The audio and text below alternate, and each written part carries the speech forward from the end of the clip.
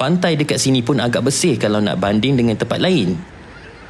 Aku harap sangat korang yang datang sini tak bawa tabiat buang sampah merata-rata. Biar pantai ni kekal bersih macam ni sampai bila-bila.